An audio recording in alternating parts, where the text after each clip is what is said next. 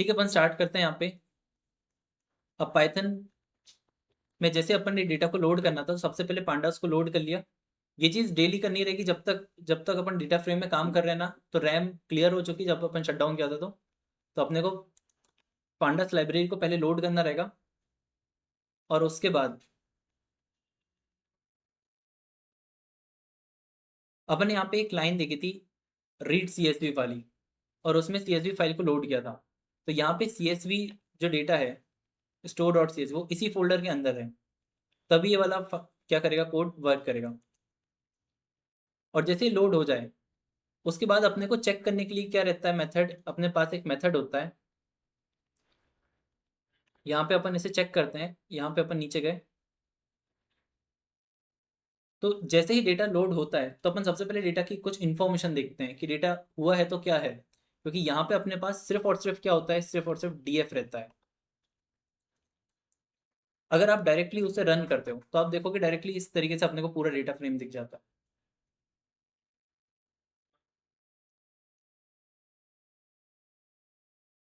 इतना आ रहा है सबका, डेटा फ्रेम DF लिखते से पूरा रन हो रहा है। सर अपन ने इसमें डेटा इंपोर्ट करा है ना? एरर क्या है, सबसे लास्ट लाइन वाला, क्योंकि आपने बनाया नहीं उसको।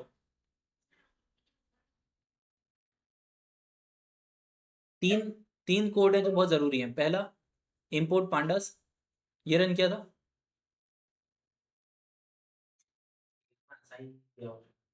हाँ, फिर ये रीड CSV वाला,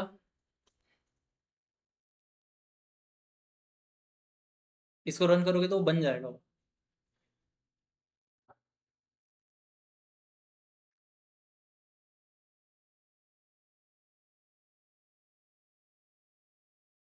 और फिर उसके बाद DF लिखोगे, तो फिर वर्क करेगा ये।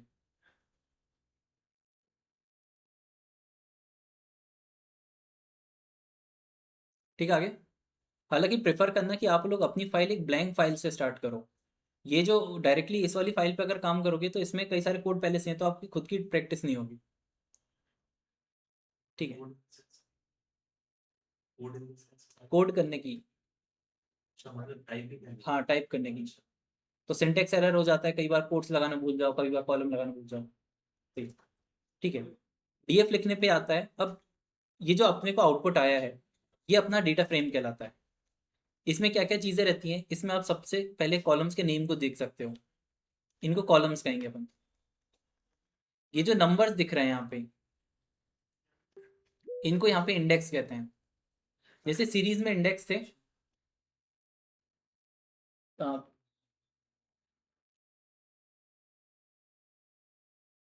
ठीक है, ये क्या है, ये अपने इंडेक्स हैं। और ये कॉलम्स हैं, और ये सारे अपने इंडेक्स हैं। इंडेक्स के थ्रू अपन रोज को आइडेंटिफाई करते हैं, और कॉलम के नेम के थ्रू अपन क्या करते हैं, कॉलम्स को आइडेंटिफाई करते हैं। और जितना भी अपना बीच में डेटा लिखा हुआ है, ये सारा अपना डेटा रहेगा। अब DF लिख के अपने को पूरे इन्फॉर्मेशन, मतलब पूरा डिस्प्ले नहीं हो पाता है, तो पाइथन क्या करती है, पाइथन स्टार्टिंग की कुछ 5 एक रो दिखाती है, एंडिंग की 5 एक रो दिखाएगी, और बीच में सबको डैश डैश कर देती है। अगर डेटा की कई सारी इंफॉर्मेशन अपने को देखनी होती है, तो अपने पास कुछ मेथड होती है जो डायरेक्टली DF पे अपन अप्लाई करते हैं डेटा की इंफॉर्मेशन पता करने के लिए। इनमें सबसे पहला होता है DF.shape। ये नंपाई से आया, और ये उसका शेप बताएगा कि कितनी रोज और कितने कॉलम्स हैं। तो यहाँ पे इसने बता दिया 500 रोज एंड 12 कॉलम्स। ये ऊपर जब DF लिखते हैं ना, तब भी दिखता है अपने को कि यहाँ पे 500 रोज और 12 कॉलम्स दिखाता है। और यही चीज अपने को शेप भी दिखाता है।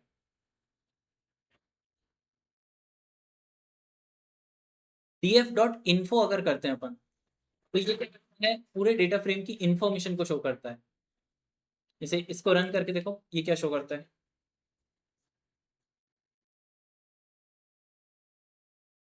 इसको आप जैसे ही करोगे, आपको एक टेक्स्ट आउटपुट में आता है, और इस टेक्स्ट में कई सारी यूजफुल इंफॉर्मेशन रहती है अपने लिए। सबसे पहला, DF.info करते थी, सबसे पहले वो बताता है नंबर ऑफ एंट्रीज कितनी है। तो ये अपन ने शेप में भी देखा है, इन्फो में भी, और डायरेक्टली DF में भी दिख जाता है। बट इसके नीचे कई सारी यूजफुल इंफॉर्मेशन है, जैसे यहाँ पे कॉलम्स हैं। हर एक कॉलम का नेम अपने को मिल जाता है कि कौन कौन से कॉलम्स हैं यहाँ पे। दूसरा, नॉन नल काउंट। ये नॉन नल काउंट क्या होता है कि ऐसी वैल्यूज जो प्रेजेंट है डेटा में, जैसे 500 एंट्रीज हैं और 500 जगह आईडी के सामने भी लिखी है, इसका मतलब आईडी पूरी 500 प्लेसेस पे प्रेजेंट है। और उसका डेटा टाइप यहाँ पे ऑब्जेक्ट दिखा रहा है। ऑब्जेक्ट बेसिकली यहाँ पे स्ट्रिंग को कहते हैं, ठीक है। और हो सकता है किसी किसी में अब वो str करके भी दिखाएगा, क्योंकि पाइथन ने अपडेट किया इसको, ऑब्जेक्ट की जगह वो स्ट्रिंग यूज करता है। str आ रहा है ना, वो धीरे धीरे करके वो सब इसमें आ जाएगा, ठीक है। इसमें कुछ कॉलम्स है जिसमें आप आइडेंटिफाई कर सकते हो चीज़ों को, जैसे ये पोस्ट कोड वाला कॉलम, इस पर अपन ने वर्क किया है कि पोस्ट कोड में कुछ वैल्यूज नल थी, तो यहाँ पे वो डायरेक्टली इनके काउंट पे अपन कर सकते हैं कि 484 दिखा रहा है, इसका मतलब सिर्फ इतनी जगह पे वैल्यू प्रेजेंट है। और इसका डेटा टाइप क्या है, फ्लोट पे है, किसका इंट पे है किसका फ्लोट पे है, ये सारी चीज़ दिखाता है,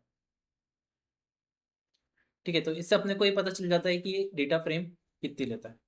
इवन ये मेमोरी यूजेज भी बता देता है कि आपका रैम में कितना ऑक्यूपाई करके रखा है इसने। तो यहाँ पे सिर्फ 47 KB में अपना पूरा डेटा फ्रेम लोड हो गया, ठीक है। तो डॉट इन्फो सबसे ज़्यादा यूजफुल में से एक रहेगी। फिर डेटा फ्रेम पे अगली मेथड जो अपन अप्लाई करते हैं वो है df.describe।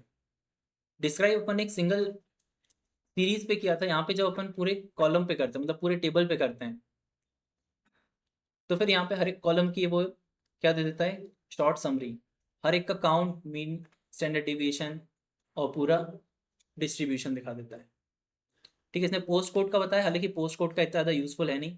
सेल्स, क्वांटिटी और प्रॉफिट, इन तीनों का बहुत ज़्यादा यूजफुल है कि यहाँ पे अपने को सिर्फ डिस्क्राइब लिखने से पता चल जाता है कि एवरेज सेल्स कितनी जा रही है, मिनिमम कितना,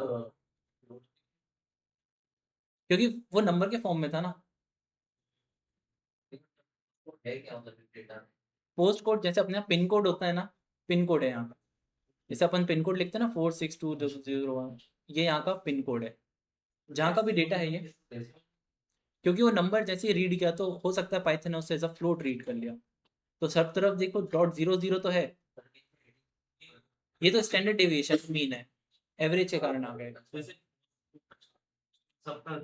हाँ, वो एक्चुअल में पोस्ट कोड को स्ट्रिंग होना चाहिए देखा जाए तो प्रॉपरली, बट जैसे अपन ने रीड किया ना तो पाइथन सबको ट्राई करता है, वो सबका डेटा देखता है कि कौन सा एक टेक्स्ट में है तो उसे टेक्स्ट में डाल देगा, फ्लोट है तो फ्लोट में डाल देगा, इंटीजर है तो इंटीजर में।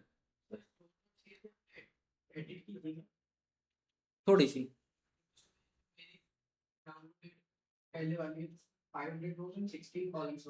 हाँ, वो मैंने थोड़े से कम कर दिए, जो यूजफुल नहीं थे ना उतने कम। हाँ चलेगा, पूरा चलेगा। उससे बस 2-3 कॉलम रिमूव करें जो काम के नहीं थे, क्योंकि पाइथन में दिखते नहीं है वो सारे कॉलम्स, ठीक है। इतना आया। उसके आगे अपन ने एक और डॉट राउंड लगाया। डॉट राउंड एक मेथड है जो राउंड अप कर देती है नंबर्स को, क्योंकि अगर डॉट राउंड नहीं लगाते तो डेसिमल के बाद बहुत ज़्यादा ही वैल्यूज आ रही थी वहाँ पे। फिर एक और होता है कि पाइथन में जब आप काम करोगे तो डेटा फ्रेम पूरा कभी विजिबल नहीं होता है अपने को, ये डेटा फ्रेम हो सकता है थाउजेंड्स ऑफ रोज का। तो पाइथन क्या करता है, आपको 3 ऐसी मेथड देता है जिसका यूज करके आप डेटा फ्रेम को देख सकते हो। कैसे? सबसे पहली मेथड है सबसे टॉप का डेटा देखने के लिए, इसके लिए अपन हेड को इस्तेमाल करते हैं, ठीक है। ये सिर्फ आपको टॉप की कुछ रिकॉर्ड्स दिखाता है, सबसे आखिरी के बॉटम रिकॉर्ड्स देखने हैं आप तो टेल का इस्तेमाल किया जाता है। अब इससे क्या है, अपन सिर्फ टॉप और बॉटम पे चले जा सकते हैं, बट अगर बीच से रेंडमली कोई सा डेटा आपको चाहिए होता है तो फिर यहाँ पे रेंडमली वो सिलेक्ट करके आपको कुछ रोज देता है, और वो होता है सैंपल के थ्रू, ठीक है। अगर हेड में बाय डिफॉल्ट अगर अपन कुछ भी नहीं देते हैं तो वो बाय डिफॉल्ट 5 ले लेता है, टेल में भी बाय डिफॉल्ट 5 पहले से ही रहता है, तो आप कुछ मास मत करो तो 5 रिकॉर्ड्स तो आपको मिल ही जाएंगे। सैंपल में बाय डिफॉल्ट 1 रहता है। तो इसी तरीके से अपन ने इसको यूज करके देखा अपने पूरे डेटा फ्रेम में। जैसे अपन df डॉट हेड करके 2 लिखते हैं तो आप आउटपुट देखोगे सिर्फ 2 ही रिकॉर्ड आपको आउटपुट में आता है।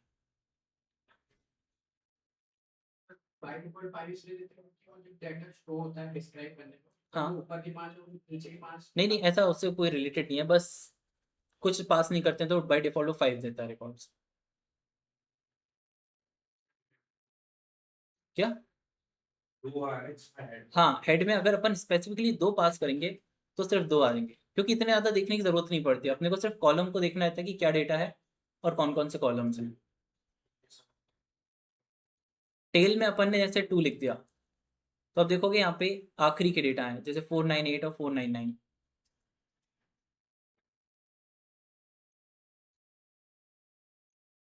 तो टेल लिखते थे वो सबसे आखिरी का डेटा देता है।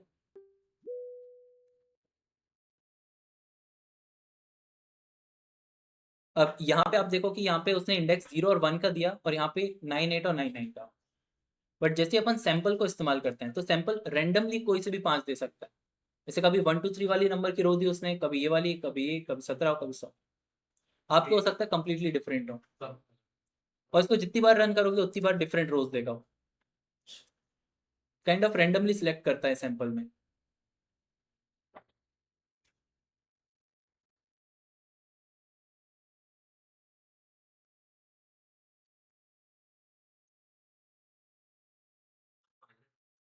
सैंपल का इसलिए क्योंकि अगर आपको डेटा कभी अरेंज मिल गया तो आप हेड से तो ऊपर का देख सकते हो, टेल से नीचे का देख सकते हो, और सिर्फ डीएफ लिख दोगे तो भी आपको ऊपर और नीचे का दिखता है, तो बीच का कभी दिखता ही नहीं अपने को। तो फिर सैंपल का यूज किया जाता है ताकि अपन रेंडमली डेटा को देख सकें कि पूरा डेटा दिख कैसे रहा है। हो सकता था कि कोई कॉलम, मतलब बहुत बाय चांस कोई डेटा आपको मिला, उसमें नेम ऊपर के 4 5 गिवन थे तो आपको दिख गए, नीचे के 4 5 गिवन थे तो दिख गए, बट बीच के अगर पूरे नल हुए तो फिर ये तो कभी बता देगा। हाँ, डिस्क्राइब, इसलिए तो अपन इन सब मेथड को देखते हैं कि अपन को डेटा फ्रेम कभी दिखता नहीं है, सिर्फ अपने सामने एक डीएफ लिखा होता है। तो इसकी जितनी भी डिटेल्स अपन निकाल सकते हैं पाइथन में वो सारी देख रहे हैं, कि डिस्क्राइब से पता कर सकते हैं, इन्फो से पता कर सकते हैं। तो ये सब मेथड होती है ये सब पता करने की और एक्चुअल डेटा को देखने की है। मतलब रैंडम दे रहा है, मान लीजिए हम चेक कर रहे हैं, हाँ ये मतलब रैंडम दे रहा है। हाँ, ये रैंडमली वो देगा। एट सेम टाइम जैसे हमको काउंट दिख रहा है डिस्क्राइब के अंदर कि इतनी वैल्यू इतना है, हम्म। तो सेम टाइम पे सबका रो नंबर चाहिए कि कहाँ पे वो है, तो हाँ वो भी है, सब कुछ है इसमें, फिल्टरिंग में आएगा अपना। अभी तो बस बेसिक इन्फॉर्मेशन देख रहे हैं अपन। फिर आता है कि नल काउंट। अपन ने जब इन्फो किया तो अपने को पता चला कि कुछ नंबर्स वहाँ पे कम लिखे हुए थे, उसका जस्ट अपोजिट चेक करना है। अपने को ये चेक करना है कि किस कॉलम में कितनी वैल्यूज नल है। तो अपन यहाँ पे df डॉट इजनल डॉट सम लगाते हैं। ये अपने को एक पूरी लिस्ट बना के दे देता है कि आईडी में 0 नल है, नेम में 0 नल है, पोस्ट कोड में जरूर 16 नल है। तो इस तरीके से वो पूरी लिस्ट बना के दे देगा आपको।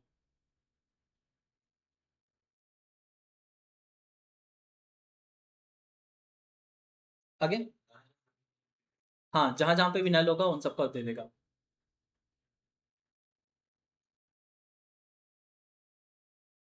अब एक लास्ट, और ये भी बहुत सबसे ज़्यादा यूजफुल में से एक है, df डॉट कॉलम्स। कॉलम्स अपने को एक लिस्ट बना के देता है कि अपने डेटा फ्रेम में कौन कौन से कॉलम्स हैं। तो इसने अपने को क्या बना के दी, पूरी लिस्ट दे दी आपको कि ऑर्डर आईडी है, ऑर्डर डेट है, फिर नेम, सिटी और ये सब।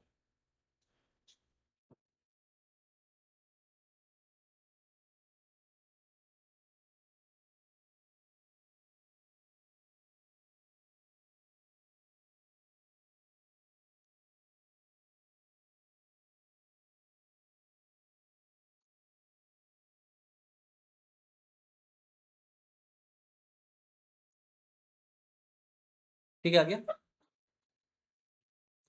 df dot columns.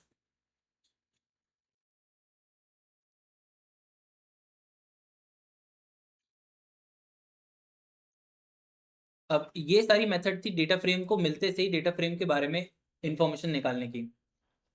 अब अपन बाकी के सारे सोर्सेज देखते हैं कि कहाँ कहाँ से अपन डेटा ला सकते हैं। इसमें सबसे पहले अपन ने जो देखा वो देखा इस वाले उसको, कि जब अपना कोड, मतलब जब अपना डेटा एक सिंगल फाइल में प्रेजेंट रहता है, वो फाइल भी कौन सी होती है, डॉट सी एस वी वाली। जब उसी फोल्डर के अंदर होगी ना तो अपन डायरेक्टली उसका नेम लिख सकते हैं। बट जब वो फाइल आपकी किसी और लोकेशन पे है और अपनी कोड की फाइल किसी और लोकेशन पे है, तब फिर अपन नीचे वाली मेथड को इस्तेमाल करते हैं। इसके लिए अपने को क्या चाहिए होता है, उसका फुल पाथ चाहिए होता है। जैसे यहाँ पे आप देख सकते हो कि ये जो स्टोर वाली CSV है वो कहीं ना कहीं फ्री डेटा सेट के अंदर रखी हुई थी। फ्री डेटा सेट और उसके अंदर थी स्टोर डॉट CSV। तो अपने को क्या चाहिए रहता है, सबसे पहले तो इसका फुल पाथ चाहिए होता है। अब फुल पाथ लाते कहाँ से किसी फाइल का, उसके लिए आपको सबसे पहले तो उस फाइल को नेविगेट करना पड़ता है। जैसे गिटहब पे गए, यहाँ से अपन ने अपनी फाइल को ढूंढ लिया कि हाँ डेटा पे यहाँ पे अपनी फाइल रखी हुई है। जैसे मान लो मेरे को टिप्स वाले को लोड करना है, तो मैंने टिप्स को लिया, इस पर राइट क्लिक किया और इस पे यहाँ पे एक आता है कॉपी एज पाथ करके ऑप्शन, इसको यहाँ से क्या कर लिया, कॉपी कर लिया। ठीक है, फिर नीचे कहीं पे आप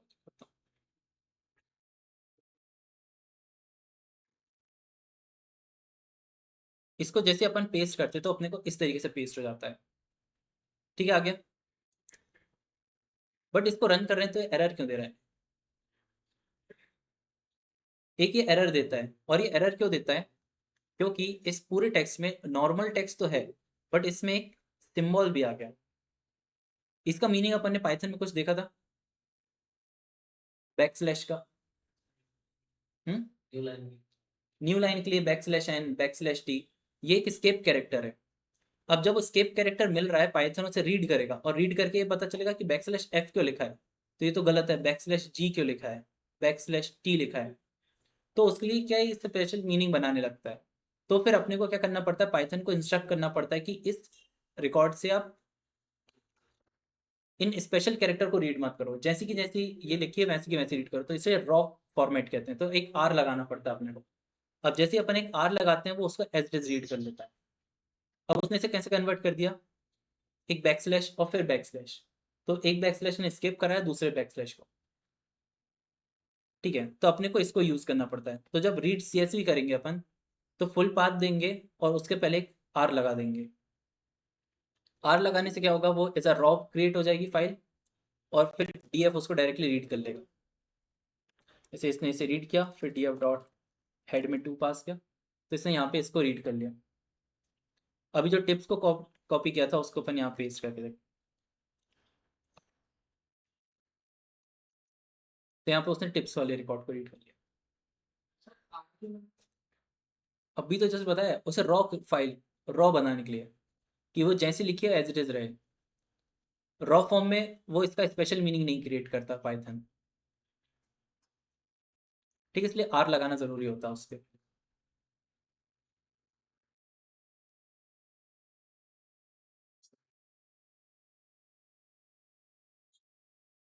उसके कोड को ध्यान से देखो। बस वो नीचे जो आपने मतलब हाइट बोल रही थी बट ये हाइट और टू लिखा है हाँ, रनिंग हो तो रन सबसे आखिरी लाइन क्या है? सर जो एरर हाँ, नो सच फाइल लिखा रहेगा, क्योंकि आप वही वाला टेक्स्ट इस्तेमाल कर रहे हो, आपने खुद की वाली फाइल पे डालना रहेगा। ये मेरे पीसी में काम कर रहा है क्योंकि मेरे पीसी में डायरेक्टरी है documents GitHub free data set, आपके इसमें दूसरी फाइल है। आपको अपनी फाइल का पाथ कॉपी करना है। स्टोर फाइल का ना हाँ, आपको अपनी जगह पे जाके उस स्टोर फाइल का कॉपी पाथ करके फिर यहाँ पे डालना है।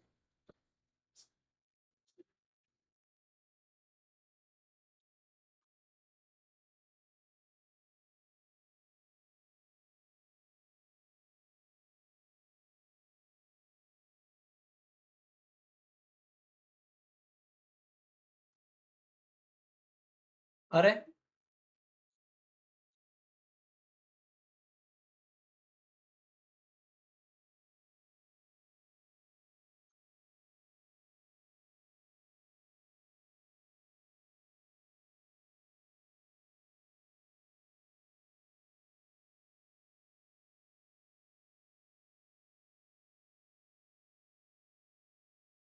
ठीक है, बाकी के मेथड्स आप लोग देखना, फिर घर जाके इन सबको ट्राई करके देखना।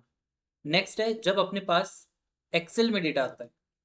अब एक्सेल की फाइल और सीएसवी फाइल में डिफरेंस क्या होता है, ये कोई बता सकता है? सीएसवी फाइल और एक्सेल फाइल में क्या अंतर है? पता है हाँ, ये कॉमा सेपरेटेड वैल्यू होती है और ये सिंपल टेक्स्ट फाइल होती है। इनके अंदर जो डेटा स्टोर होता है वो एक समय पे सिर्फ एक सिंगल टेबल ही स्टोर कर सकता है, एक सीएसवी फाइल। एक से ज़्यादा टेबल स्टोर नहीं कर सकता अपन सीएसवी फाइल में। बट एक एक्सेल फाइल से कई ज़्यादा डिफरेंट होती है। एक सिंगल एक्सेल फाइल में मल्टीपल टेबल्स भी स्टोर हो सकते हैं, मल्टीपल शीट के फॉर्म में। ठीक है, तो अपना डेटा किस शीट में है, क्या अपन इससे शीट से ला रहे हैं या इस शीट से ला रहे हैं या इस शीट से ला रहे हैं?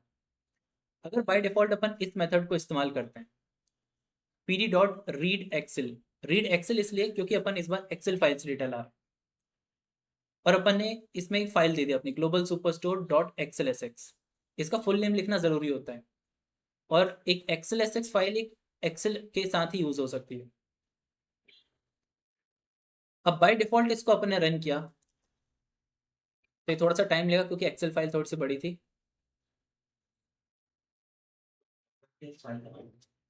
हाँ, वो वैल्यू का नाम ऑर्डर्स कर दे क्योंकि ये ऑर्डर वाला डेटा लोड किया। ठीक है, तो ये ऑर्डर वाला डेटा है, रो आईडी, कस्टमर आईडी, ये सब। बट एक्चुअल में अपनी एक्सेल फाइल में दो शीट्स हैं, एक ऑर्डर वाली और एक रिटर्न वाली। अपन ने यहाँ पे कोई एक्स्ट्रा आर्ग्यूमेंट नहीं दिया, तो बाय डिफॉल्ट वो ऑर्डर शीट को ले लेता है, मतलब जो भी एक्सेल फाइल की सबसे पहली शीट होगी उससे डेटा लेता है। बट तब क्या हो, जब अपने को किसी स्पेसिफिक शीट से डेटा लाना हो, तो अपन फिर नीचे वाली मेथड का यूज़ करते हैं। इसमें क्या करते हैं अपन, pd.read एक्सेल को तो यूज़ करते हैं, फाइल देते हैं, बट इसमें एक एडिशनल आर्ग्यूमेंट पास करते हैं, शीट नेम। शीट नेम में रिटर्न्स करके दे दिया, तो फिर ये वाला जो डेटा रीड करेगा ये स्पेसिफिकली इस एक्सेल फाइल में रिटर्न शीट से डेटा को लाएगा। तो इसमें ऑर्डर आईडी और रिटर्न का डेटा है। आया?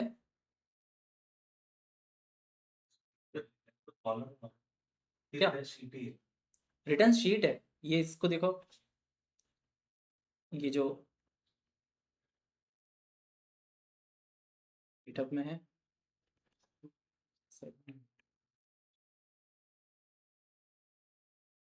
ये जिस फाइल को अपन लोड कर रहे हैं वो इसी फोल्डर में रखिए, इसको आप डाउनलोड करके।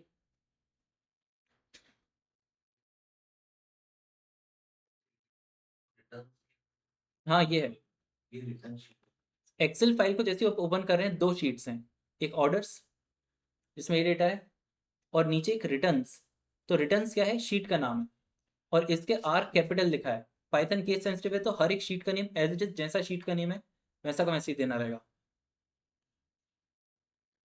तो अब इन दो शीट से अपन डेटा लाते वक्त बता सकते हैं कि इस शीट से लाना है या दूसरी शीट से लाना है।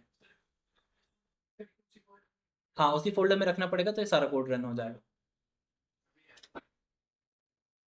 क्योंकि आपके लैपटॉप में वो फाइल नहीं है ना, इसलिए वो फाइल एरर का बताएगा।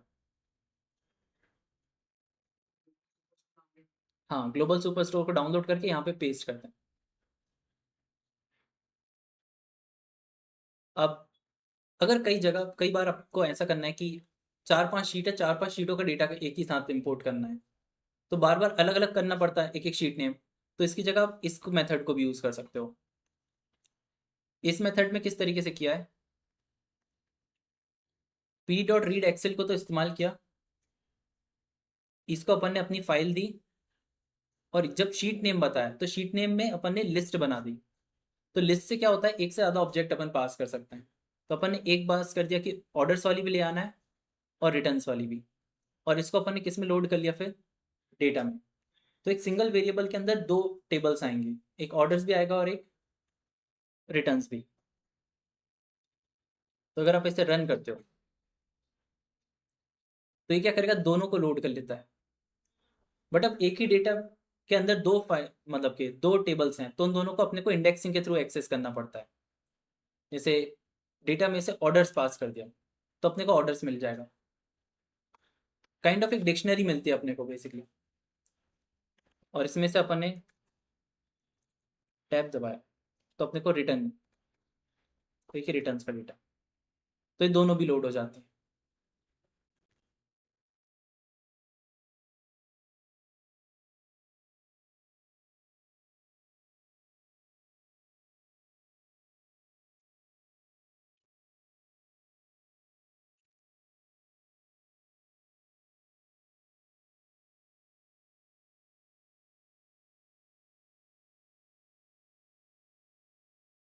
ठीक है, आया?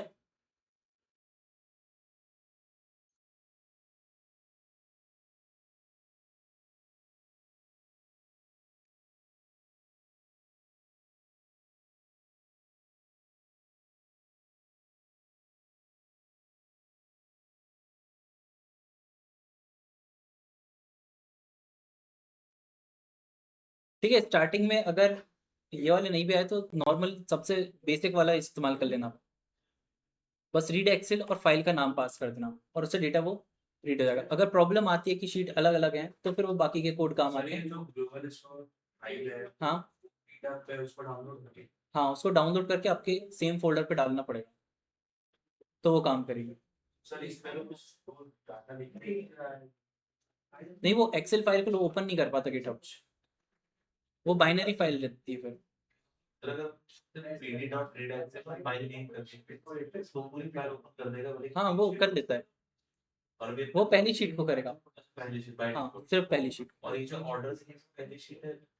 हाँ ये तो बस वेरिएबल का नाम रखा है वहाँ पे। सर ये फोल्डर में डाल देना हम्म। उसके बाद इसको कॉपी करना है जैसे नहीं नहीं, सेम फोल्डर पे डाल दी। हाँ तो बस वहाँ पे कोड जाके रन कर दो, हो जाएगा।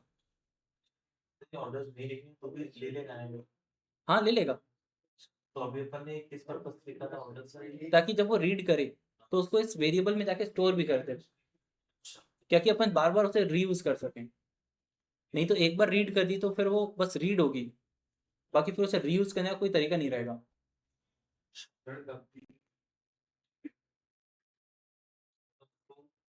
लगाना है तो उस नेम को एक बॉक्स है ऑर्डर नाम से उसमें अपन एग्जीक्यूट कर सकते हैं वो तो ऑर्डर बॉक्स है।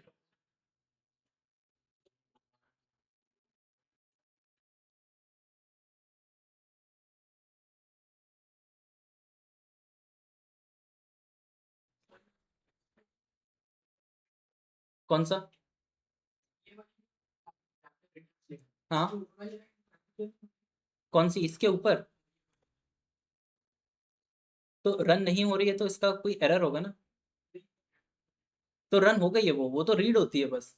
मेरे भी कोई आउटपुट थोड़ी ना आया इसका, वो तो अपन ने वेरिएबल बनाया है उसको। अब जो अगला है गूगल शीट से लाने का। अगर अपना डेटा गूगल शीट से होता है तो अपन इंटरनेट से रियल टाइम पे डेटा को फेच कर सकते हैं। उसके लिए अपने को चाहिए क्या होता है, उस गूगल शीट का लिंक चाहिए होता है, और वो लिंक पब्लिक होना चाहिए, मतलब as a share to all पे होना चाहिए। जैसे प्राइवेट होता है तो प्राइवेट का अपन रीड नहीं कर पाते, प्राइवेट के लिए डिफरेंट मेथड लगती है। ये सिंपल वाली जो मेथड है ये पब्लिक शीट के लिए रहता है। हाँ लाइव शीट। अब जैसे अपन ने उसका यूआरएल कॉपी कर लिया, यूआरएल के लिए अपन को सिंपली करना क्या रहता है, किसी भी जाओ शीट पे, और जैसे कि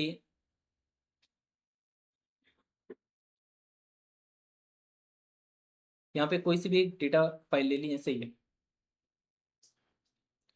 स्कूल्स इन इंदौर, इस टाइप की एक फाइल रखी है। अब इस फाइल को अपने को करना क्या रहेगा, शेयर पे डालना रहेगा, और शेयर पे बस ये रहना चाहिए कि वो जनरल एक्सेस जो है वो एनीवन विद द लिंक पे होना चाहिए। अब चाहे वो व्यूअर पे हो एडिटर पे, उससे कोई फर्क नहीं पड़ता, बट वो एनीवन विद द लिंक पे हो। और सब व्यूअर पे उसे अपन ने क्या कर लिया, कॉपी लिंक कर लिया। ऑनलाइन अनुष्का, अक्षत और अली।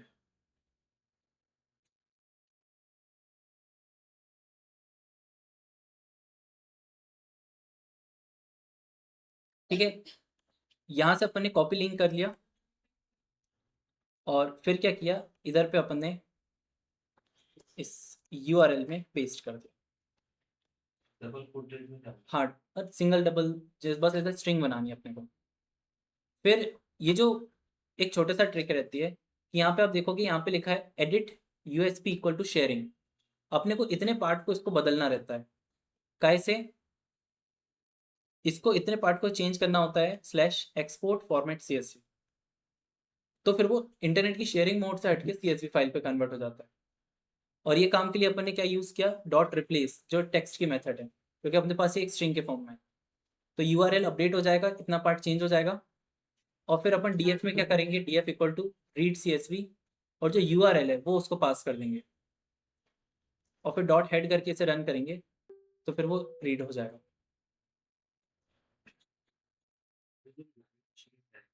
लाइव शीट रहेगी जितना डेटा था उसका हाँ जैसे ट्राई करके देख सकते हैं, जैसे यहाँ पे इंदौर पब्लिक स्कूल लिखा है, तो यहाँ पे अपन ने कुछ और लिख दिया,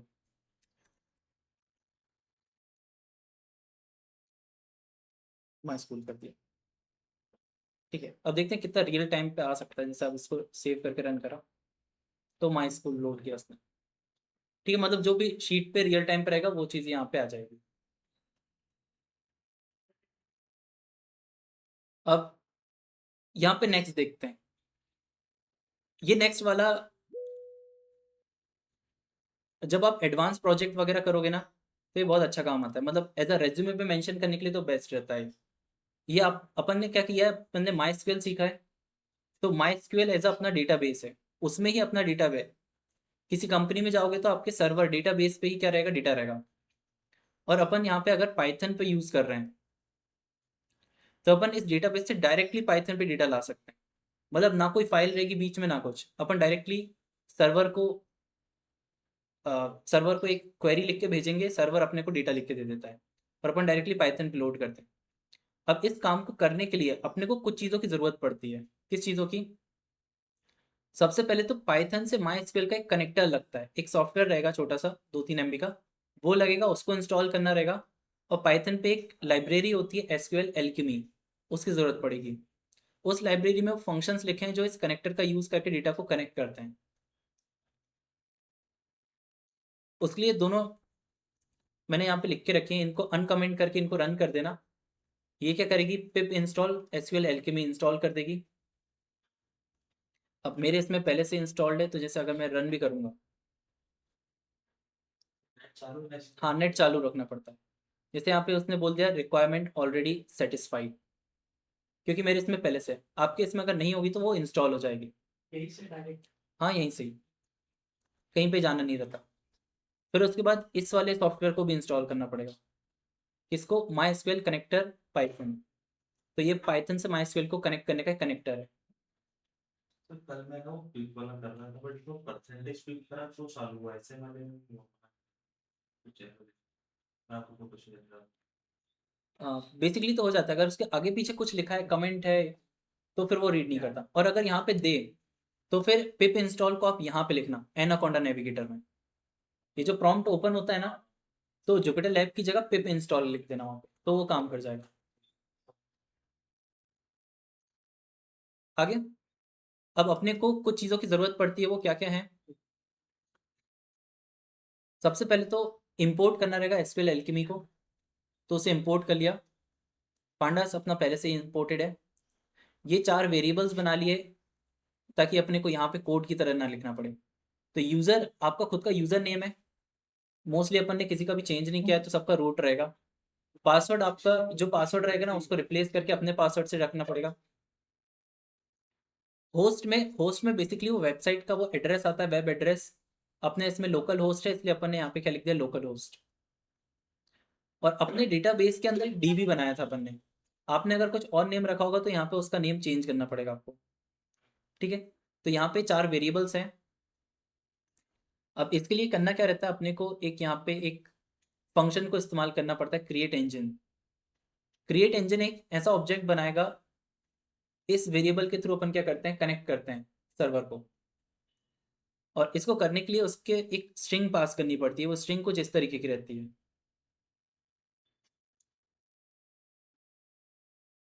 उस स्ट्रिंग में अपन बताते हैं, एक फॉर्मेटेड स्ट्रिंग है, इसका मतलब अपन अंदर वेरिएबल्स और सबको इस्तेमाल करेंगे कुछ। हाँ तो पहले से कोंडा ने पहले से इंस्टॉल करके दिया आपको। तो अपन ने एक कनेक्टर को इस्तेमाल किया, माई एसक्यूएल और माई एसक्यूएल कनेक्टर। ठीक है, इसको इस्तेमाल किया, ये कुछ कोड है और यहाँ पे अपने को यूज़र नेम लिखना रहता है, इसलिए अपन ने यहाँ पे वेरिएबल बना दिया ताकि अपने को यहाँ पे एडिट ना करना पड़े। तो अपन ने यूज़र पास किया, कॉलन उसका पासवर्ड जो होता है वो यहाँ पे लिखते हैं, @होस्ट का आता है और फिर उस पर्टिकुलर डेटाबेस। तो इससे वो कनेक्टर बनता है जो कि अपना लैपटॉप से अपन सर्वर की तरफ जाते हैं, तो ये कनेक्टर से बोलते हैं कि इसका क्रेडेंशियल का यूज़ करके अपन सर्वर से डेटा को लेंगे। ठीक है, ये 2 चीज़। ये इसके अलावा एक आप बता रहे हैं। नहीं बस यही यही है वो। जो इंस्टॉल करने का था ना, वो या तो इंटरनेट पे मिलता, नहीं तो अपन डायरेक्टली इधर से प्रॉम्प्ट लिख के भी इंस्टॉल कर सकते हैं। सर ये चीजें ये वो अलग है। नहीं नहीं, यही चीज़ है सेम। जो आईडी पासवर्ड सब एसक्यूएल में लिखे हैं। हाँ जो एसक्यूएल है ना अपना, उसके हैं ये। फिर अपन ने एक बार इंजन वाला वेरिएबल क्रिएट हो जाए, उसके बाद फिर क्या करना पड़ता है, pd.read_sql करके एक अपने को फंक्शन को यूज़ करेंगे, ये एसक्यूएल को रीड करता है। फिर अपन ने जो क्वेरी सीखी है ना, अपने को यहाँ पे क्वेरी लिखनी रहती है। जितनी भी क्वेरी सीखी है, जितना भी डेटा अपने को एक्सेस करना है, वो पूरा अपन यहाँ लिखते हैं जैसे अपन ने किया, select name sales profit from store. DB अपन ने बता ही चुके हैं, तो स्टोर वाला टेबल डीबी के अंदर है अपने, इसलिए अपनी ये क्वेरी क्या होगी, रन हो जाएगी। और उस पर एक कनेक्टर दे देते हैं, तो एक कनेक्टर लिखे जाएगा, इस क्वेरी को लेके जाएगा और डेटाबेस से डेटा को ले आएगा। जैसे इसको रन किया और ये अपने को क्या मिल गया, सिर्फ नेम सेल्स और प्रॉफिट। अपन यहाँ पे ग्रुप बाय वगैरह, ऑर्डर बाय, सब कुछ इस्तेमाल कर सकते हैं। सेम वैसे ही लिखनी होती हाँ बिल्कुल सेम वैसी, है। जैसे from store, order by sales descending से रन कर, तब रिटर्न होते वक्त कैसी मिली अपने को, डिसेंडिंग ऑर्डर में। ठीक है, आगे तो इसमें जैसे कोई बड़ी क्वेरी अगर लिखना पड़ी है, उसके लिए कुछ शॉर्ट में लिखना भी कुछ होता हो? नहीं, नहीं, उसको पहले MySQL पे लिख के रन करके देखो, प्रॉपरली वो रन हो रही है, उसका आउटपुट आ रहा है, फिर उसे कॉपी पेस्ट करके यहाँ पे कर दो। यहाँ पे व्यूज यूज कर सकते हाँ व्यूज़ यूज़ कर सकते हो यहाँ पे, अपन वहाँ पे व्यूज़ बना दो और यहाँ पे सिलेक्ट ऑल फ्रॉम व्यू कर दो, तो भी वो प्रॉपरली काम करता है। हैं। to SQL reply line, हाँ इसमें सेम ही रहेगी। हाँ, ये एज इट इज़ रखनी है।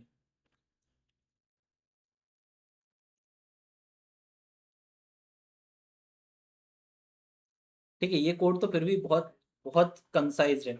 अगर आप इंटरनेट पे ढूंढोगे ना कि MySQL और पाइथन को कनेक्ट करने का कोड चाहिए, तो वो बहुत बड़े बड़े कोड लिख के देगा आपको। ठीक है, तो इस तरीके से अपन अपने डेटाबेस से भी डायरेक्टली डेटा को फेच कर सकते हैं। ये भी लाइव होता है सर?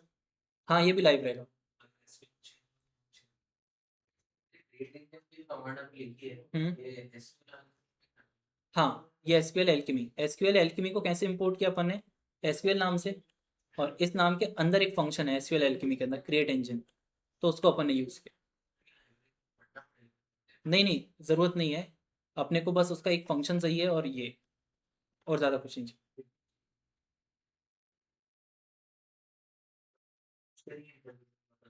नहीं नहीं, बस इतना इतना पूछेंगे नहीं, ये तो आपके खुद के लिए है, प्रोजेक्ट वगैरह बनाने के लिए। पांडास को पूछेंगे तो पांडास तो बेसिकली जो अपन पढ़ रहे हैं ना वो है पांडास।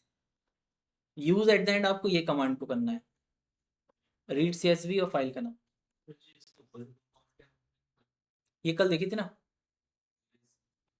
अ, अपन ने दो चीज़ देखी थी कि अगर अपने को जिस फोल्डर में काम कर रहे हैं उसके अंदर की फाइल्स को पता करना है, तो एक OS नाम की लाइब्रेरी है, ऑपरेटिंग सिस्टम, उसमें एक फंक्शन है लिस्ट डायरेक्टरी, इसको रन करते हैं तो ये फाइल कर दे देती है, तो इसे यूज़ कर सकते हो। या फिर इससे ज़्यादा अच्छा एक और है, LS कर दो, LS आपको यही काम करके दे देती है, सेम फोल्डर के अंदर कौन कौन सी फाइल है उसके भी इन्फॉर्मेशन। और ये OS का एक और फंक्शन है, गेट करंट वर्किंग डायरेक्टरी, तो गेट CWD, तो वो आपको ये दे देती है।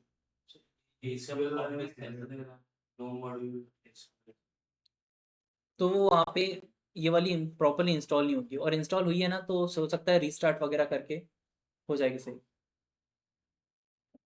जब अपन इंस्टॉल किए ना चीज़ें उन पे। कहाँ गया?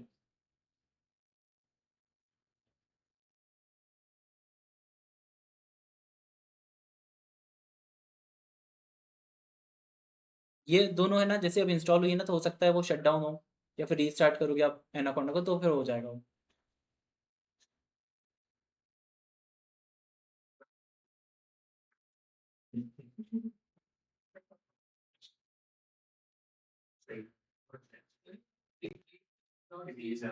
हाँ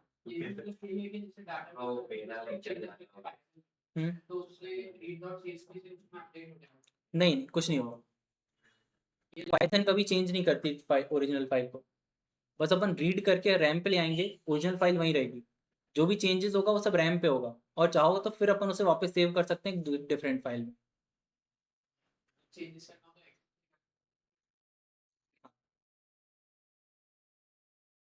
अभी जितनी भी चीज़ देखी है ना, इन सबको आप अभी के लिए इग्नोर कर सकते हो, अपने को मेनली जो यूज़ में आता है रियल लाइफ में, वो मेजरली सिर्फ ये है, रीड, बस इतना। ये आपको अपग्रेड करने के लिए कि जब इस पे कंफर्टेबल हो जाओगे उसके बाद फिर आप इन सब से कर सकते हो।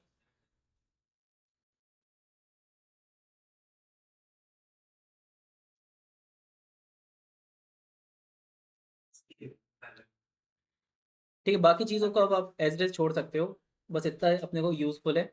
अब जो नेक्स्ट यूज़फुल है वो है इस पे काम करने का।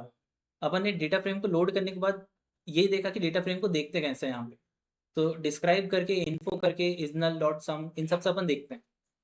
उसके बाद अब यहाँ पे चीज़ों को इस्तेमाल कैसे करते हैं, जैसे इस पर्टिकुलर डेटा फ्रेम से अपने को नेम देखना है, तो नेम का कॉलम फैच करने के लिए अपन एज अ जैसे इंडेक्सिंग करते हैं वैसे ही करना रहेगा कि डेटा फ्रेम में अपन ने डबल मतलब स्क्वायर ब्रैकेट लगाया और नेम लिख दिया, तो अपने को आउटपुट मिला है इसका। अब ये जो आउटपुट आया अपने को, ये आउटपुट जो है ये एट द एंड एक सीरीज है। इसको आप देख सकते हो, ये पूरा जैसा दिख रहा है वैसे सीरीज है। ये सब उसके क्या है, इंडेक्स, और ये सब वैल्यूज। वहां पे अपन ने देखा था कि वहां पे नेम भी होता है सीरीज का, यहाँ पे इस सीरीज का एक नेम है, इसलिए अब यहाँ पे दिखेगा अपने को नेम, दिस है, लेंथ उसकी 500 है, डी टाइप भी दिख जाएगा कि ऑब्जेक्ट। ठीक है, तो बस सीरीज को देखने पे ये सारी चीजें दिख जाती हैं। और ये जो सीरीज है, ये series at the end internally एक नंपाई का एरे ही है, तो अपन डायरेक्टली कभी नंपाई को यूज नहीं कर रहे, बट एट द एंड अपना जो डेटा स्टोर है, ये जैसे ये जो नेम लिखा है, ये एट द एंड नंपाई के एरे में ही स्टोर्ड है। किसमें की एरर आ रहे, तो नेम का नाम गलत है फिर। सेम है, इन्फो पे चेक करके देखो, ऊपर जो इन्फो रन किया था ना df डॉट इन्फो करके, तो यहाँ पे नेम दिख रहा है क्या आपको?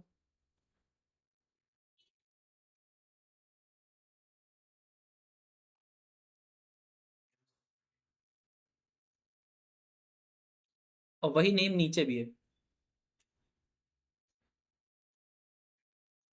अच्छा, ये हो सकता है कि अपन ने डीएफ को अलग अलग जगह से भी लोड किया है ना अपन ने, एक्सेल वाला भी लोड किया है, इसको भी लोड किया है, तो एट द एंड ऊपर जाना, और जो रीड सीएसवी वाला डेटा फ्रेम है, उस फाइल को फिर से रन कर दो।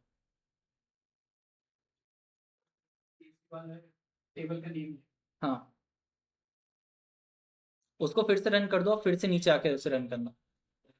सर इस पे काम चल रहा है तो नॉर्मल सिंगल पे करना हो ये जा हाँ,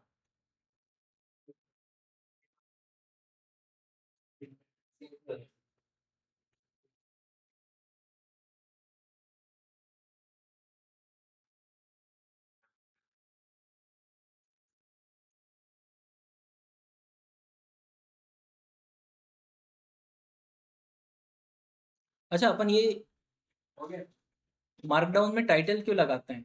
जैसा है वो। यहाँ पे आप देखोगे हर जगह पे टाइटल लगे हुए हैं, हर कोड ब्लॉक को स्टार्ट करने के पहले। इससे अपन चीज़ों को डायरेक्टली नेविगेट कर सकते हैं। जो तीसरी बटन है ना, ये टेबल ऑफ कंटेंट है, इसके अंदर जितने भी टॉपिक्स आप वन हैशटैग पे लगाते हो सब यहाँ पे हैं। जैसे यहाँ पे अपने को जाना है लोड डेटा, तो np डॉट वेयर पे जाना है, तो इस पर क्लिक करके अपन डायरेक्टली np डॉट वेयर पे आ सकते हैं। रीनेम कॉलम पे जाना है तो डायरेक्टली रीनेम इंडेक्स।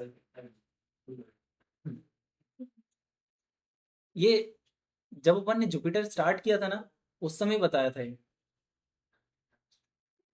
कि अपन मार्कडाउन को इस्तेमाल करते हैं। हैशटैग पे बताया था हाँ, ये जो हैशटैग है ना, ये मार्कडाउन अब वहाँ पे इतना यूज नहीं आता है। जब बड़े बड़े प्रोजेक्ट करते हैं ना, तो इतने बड़े कोड में नेविगेट करने के लिए फिर टेबल ऑफ कंटेंट सबसे अच्छा रहता है। अभी तो डबल हैश पे फ्री नहीं आएगा डबल हैशटैग में इसके अंदर वाले पार्ट, जैसे इंडेक्स के अंदर अपने को 2-3 सब हेडिंग बनाना है, तो फिर इंडेक्स के अंदर फिर सब हेडिंग बनती है। प्लीज हाँ, जैसे यहाँ पे इस तरीके से दिखती है। जैसे मान लो अपने डबल हैशटैग पे बनाया इंडेक्स पार्ट, ठीक है, ये है, इसको मार्कडाउन में कन्वर्ट करके इस पे एंटर किया, तो इस पे अपने को कैसे दिखेगा ये इंडेक्स के अंदर इंडेक्स का पार्ट। ठीक है, तो इस तरीके से इनका यूज किया जाता है। हाँ, फिर उसका नंबर भी सेट कर सकते हैं ना मार्कडाउन ऊपर लाइन से इस पे इनका नंबर कैसा,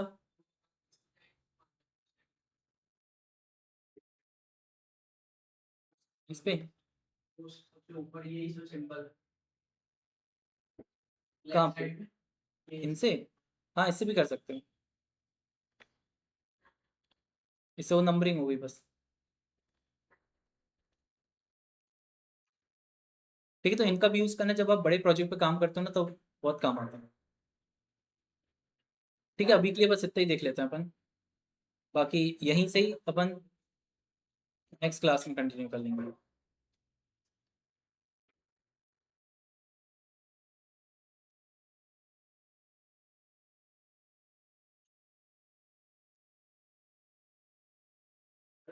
तो आपने जो क्वेरी वाला बताया था, जब काम करते हैं